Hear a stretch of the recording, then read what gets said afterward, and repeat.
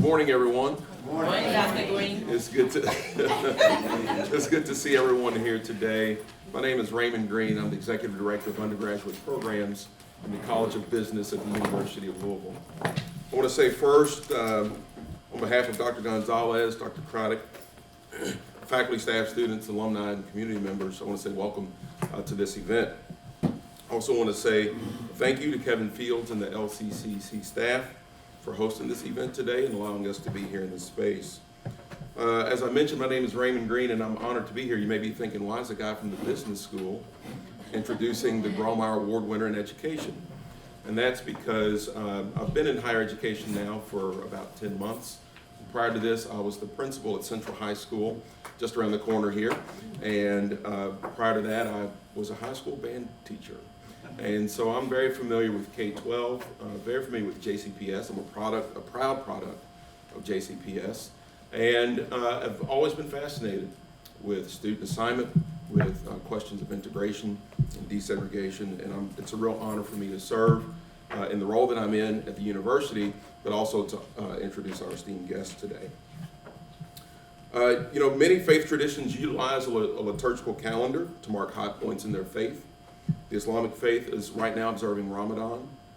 The Jewish faith is observing Passover starting today, and the Christian faith is observing Holy Week and Good Friday. You might be saying, Raymond, why are you talking about these things?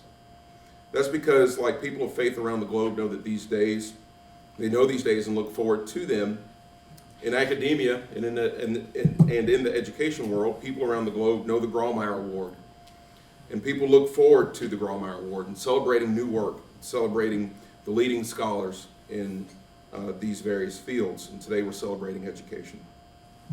The Grawemeyer Award in Education's past recipients include people like Diane Ravitch, Linda Darling-Hammond, and this year's recipients' work continues the tradition of celebrating work that brings significant improvement to educational practices and advances educational attainment.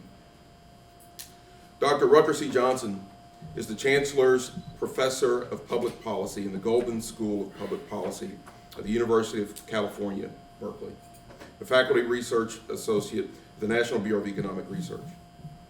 As a labor economist who specializes in the economics of education, Johnson's work considers the role of poverty and inequality in affecting life chances. Johnson was inducted as the Sir Arthur Lewis Fellow of the American Academy of Political and Social Science. He was inducted as a member of the American Academy of Arts and Sciences, the National Academy of Education, and received the 2017 Andrew Carnegie Fellowship. His research has appeared in leading academic journals. He's featured in mainstream media outlets, and he has been invited to give policy briefings at the White House and on Capitol Hill. He is the author of the book, Children of the Dream, Why School Integration Works. Johnson is committed to advance his scholarly agenda of fusing insights from multiple disciplinary perspectives to improve our understanding of the causes, consequences, and remedies of inequality in our country. Dr. Johnson earned his PhD in economics from the University of Michigan and at UC Berkeley from 2004 to the present. He teaches graduate and undergraduate courses in applied econometrics and topical courses on race, poverty, and inequality. I had an opportunity to speak with Dr. Johnson just before our kickoff here, and I'm 100% certain that what he's going to share with us today will enrich all of us intellectually and then also enrich our city in many, many ways. So please join me in giving a Louisville welcome to the Grawemeyer Award recipient in education, Dr. Johnson.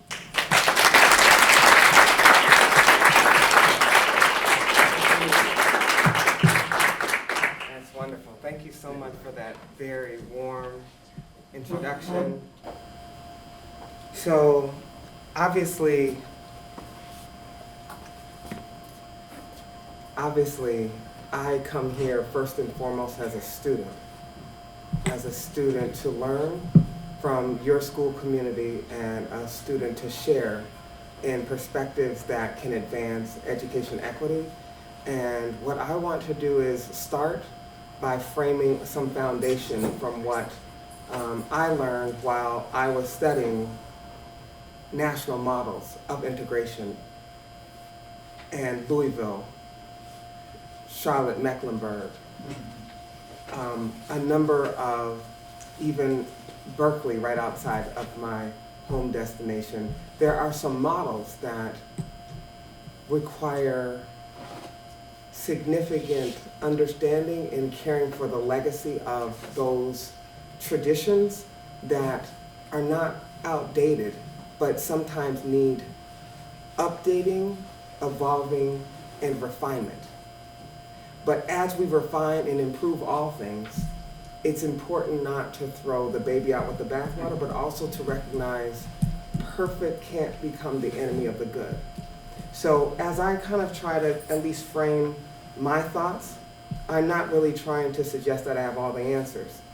I'm really just trying to suggest that I'm asking the right questions.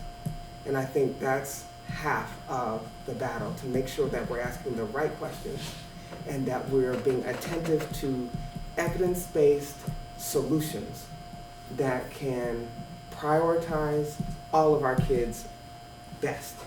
Now, the one thing I kind of want to highlight is that there is a tendency toward policy amnesia, where we have a great tendency to not draw out the lessons from the past, and it can cause us to recycle failed social and education policy change, where new change is not necessarily better, but can also just kind of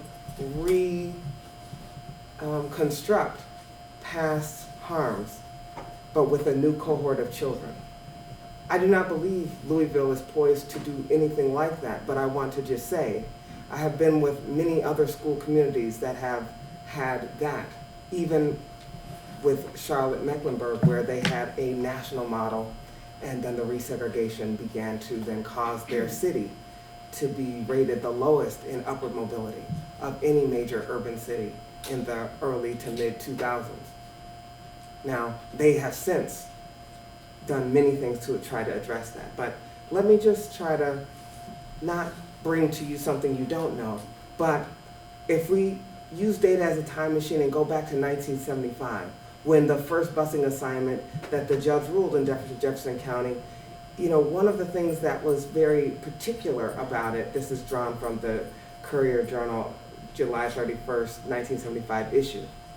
And you can see the naming of child's name and begins with letters, and white child will be bused in grades, these particular grades, black child will be bused in these particular grades if their last name begins with these letters. And so there was actually a kind of randomization of children's and their assignments to schools that actually, many years later, allowed researchers to be able to use those assignments that were kind of quasi-random with respect to where kids actually got exposed to integration, at what age and what grades were they experiencing these changes in school resources and practices.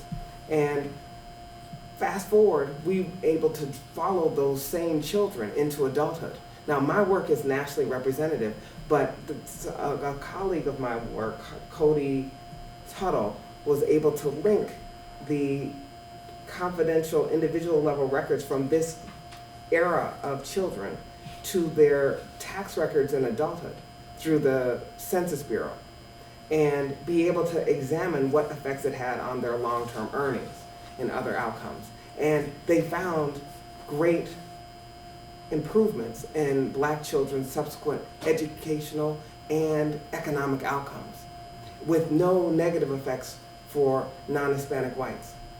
And we want to understand what was the mechanism so that we can replicate models that were working and also improve on things that were not working as well. Because what we do know is, in the first incarnation of desegregation, Black teachers were often fired unjustly. What we know about the first era of desegregation is that it was often on the burdens of many Black families, the burdens of integration. What we know about the first generation is that the environments that would welcome Black children had not implemented any kind of multicultural curriculum. What we know about the first generation, I could go on, but you don't need me to recast that history. What I'm only saying is, we want to think about the good pieces that need to be preserved, and the parts that really are about, when we talk about moving from desegregation to integration, that means moving from access to inclusion. It means moving from exposure to understanding.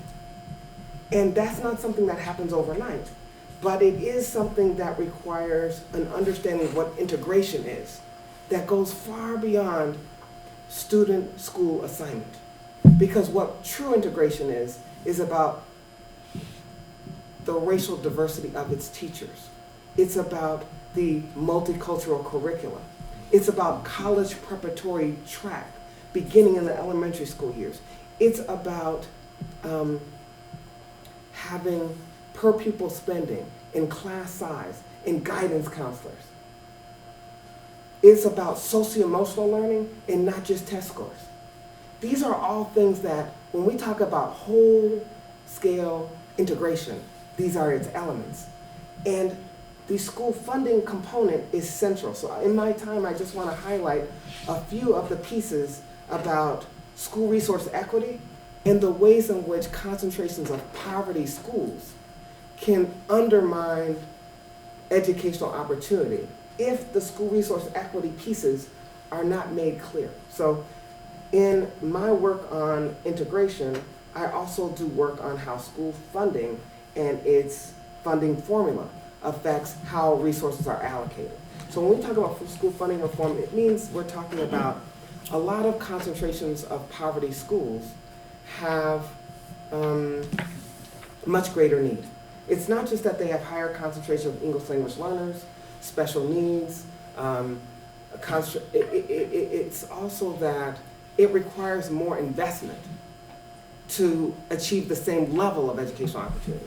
So when we recognize that difference is a need, then we need to have a funding formula, even within a single district, that is transparent about how the resources are going to be allocated within the district. So the ESSA, the reauthorization of the ESEA in 2016 required that the reporting of school district spending per pupil had to be reported at the school level, so that the school resource allocations of how each school is spending resources, what its teacher salaries, what the teacher salary schedule, and the teacher credential and classifications within the district. Now, I say that because when I read in the Courier Louisville Journal newspaper, when I read in my own local paper or any other area when people are thinking about the segregation issues, there's an exorbitant amount of energy spent on the student-school assignment. What I don't hear and what I see missing is, why isn't there attention to the teacher quality in the assignment of teachers so that its distribution is equitable? And why don't we establish that first as the forerunner to, before we start scrambling children around and having parents in the middle of a pandemic having insecurity about what is going to be true for their kids? Why don't we make sure that we establish first the school resources that include class size reduction, teacher salary increases, reductions in teacher turnover, the assignment of teachers so that the highest quality teachers are not concentrated only in the more advantaged and maybe only the most elite magnet schools. But maybe we need to think about how the teacher assignment pieces are allocated, the guidance counselors, the health services, right? We want to think about how the spending, it's not the spending, but it's how it's targeting these inputs that then has dramatic impact. Now, I include the buildings because within the context of COVID, for example, in many areas, the older neighborhoods, the older school communities, buildings are needing great renovation. And without the ventilation systems being updated and upgraded, it actually creates a greater contagion for the spread of an infectious disease like the pandemic, like COVID. So without updating the buildings part, now the reason I say the buildings too is because when the federal ARA, the American Rescue Plan funding, it's a one-time commitment. So it's not a recurring expenditure that the federal government is committing longer term.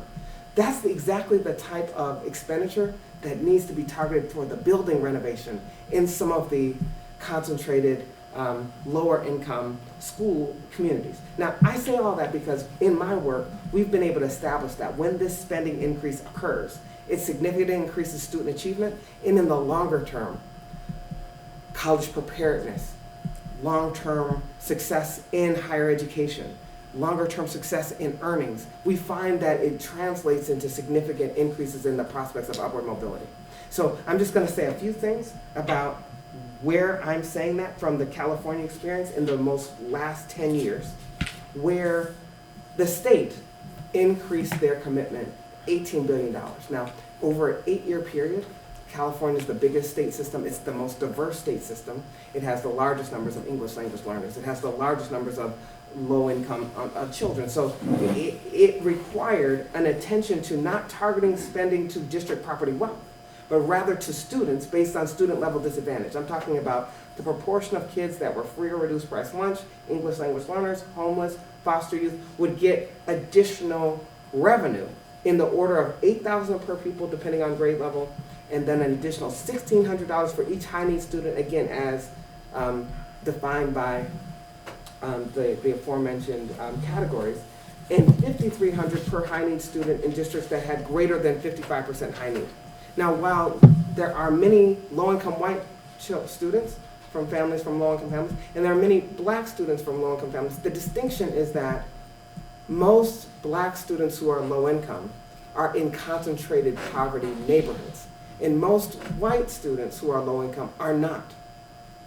That difference affects the functioning of schools, and it cannot be misunderstood that that's not true.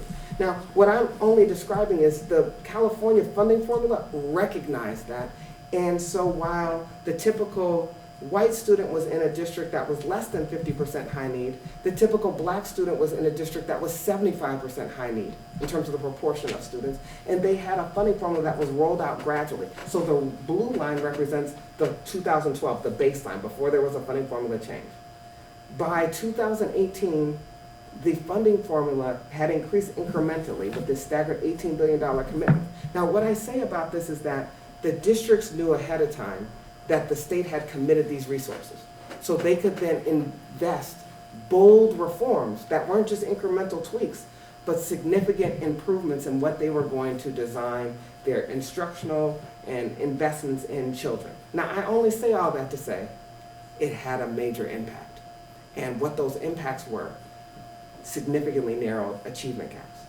For example, when you look at, say, an 8th grade achievement in math, if they experienced a $1,000 increase in per pupil spending in consecutive years in 5th grade, 6th grade, 7th grade, like throughout their middle school years, a $1,000 increase relative to the earlier cohorts, we saw that their 8th grade math achievement was almost a full grade level improvement over the prior cohorts from their same school that predated these funding increases. And we saw it not only in math and not only in every grade. So when I'm looking at 3rd grade, I'm talking about like a $1,000 increase in kindergarten, 1st grade, 2nd grade, and 3rd grade, those 3 consecutive years.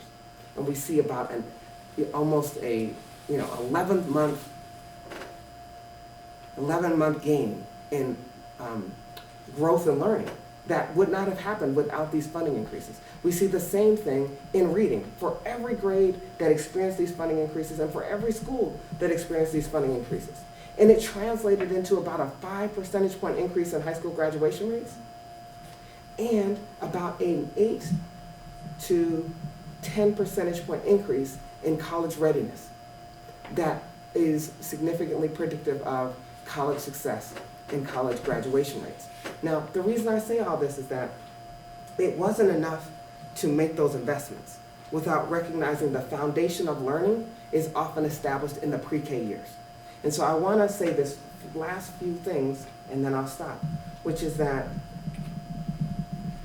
Kentucky as a state has invested more in pre-K, public pre-K investment, In California, there was a major upgrade in the pre-K experiences of young people. And these investments early make the later investments much more effective. And so an example of this, our daughter actually was in one of the the third cohort of transitional kindergarten. But the way the program worked was, if you turned 5 between the months of September and December 2nd of that year that you turned 5, you normally would have to enter kindergarten young for grade, or you would just have to wait. What they decided was, that didn't make sense. They decided that if you turn age 5 late in the year, they would develop a new program called Transitional Kindergarten. And it would allow you to basically have a full year of free pre-K. So that if your birthday was November 1st to November 30th, you now had access to a transitional kindergarten program. And that whole year you would go to transitional kindergarten, and then the subsequent year you would enter kindergarten. But it allowed many low-income children that otherwise would not have quality pre-K to have those experiences. We're able to then look at children that just from the randomness of their birthday were born between December 2nd and 31st, and then versus the children that were born between November 1st and 30th, they're identical, except just the randomness of when their mother, had labor, and we know how unpredictable that is, I can tell you. But my point in saying this is that it allows us to do a comparison. Well, we fast forward, this is 2013-14, we fast forward to what it looks like when they're in 3rd grade. Notice the children on the right, they did not have access to transitional kindergarten because they were December 2nd to 31st, so they weren't eligible. And these children are in the same kindergarten class. Same 1st grade, same 2nd grade. They're in the same entering kindergarten class. Only thing that's different is the year immediately before kindergarten, this set of children had access to transitional kindergarten. What we see fast forward, like a significant improvement in their math achievement and reading achievement, and it isn't only that. If they got the transitional kindergarten, but subsequently went to poorly funded elementary schools in their 1st, 2nd, 3rd grade, that led to about a 1/3 increase in grade level improvement. But if they got that same transitional kindergarten, but went to schools that were about average spending, we saw about a more than 2/3 of a grade level improvement. But if they got that same transitional kindergarten experience, but went to schools that were well-resourced, we saw about a whole grade level improvement in their 3rd and 4th math and reading achievement. What I'm only trying to say is the resources matter, and the earlier you make the investment, the bigger the payoff. And you can't make the investment early without sustaining it if you don't want it to fade out. And we actually know this as middle-class families, because that's what we do for our kids. The question is, are we going to do it for everyone's kids? And are we going to have a design that allows, for example, this same $1,000 increase in per pupil spending? If it's preceded by access to quality pre-K, notice the impacts are bigger than when they have that same per pupil spending, but it's not preceded by quality pre-K access. So I just want to summarize to say, in my work, we find that particularly for poor children, the long-run effects of K-12 spending double when preceded by access to quality pre-K. We find that the resegregation of schools, I'm talking about from the national evidence, results in lower educational attainment for poor and minority children, widened academic achievement gaps, and a big part of that is not about proximity to whiteness. A big part of that has to do with the access to high-quality teachers and the fact that many of the most effective teachers often get burned out in teaching in concentrated poverty schools, and that affects the quality of instruction and the quality of programming. What we also see is that it's not just about test score type outcomes, it's also about social cohesion, racial attitudes, and when you look over a long time horizon, you see we're able to document that the recent surges in political polarization and racial intolerance in adulthood, we're able to link that and show its connection to the lack of school age exposure to diversity in the school age period. So we think that, just like when we think about learning foreign language, just about like learning a music instrument, there's something about our ability to develop those skills that require early exposure.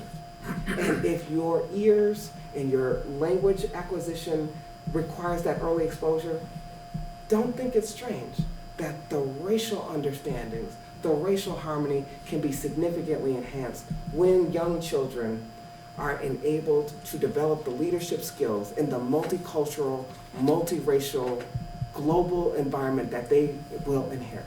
So finally, all of this integration without school resource equity doesn't have the same bite.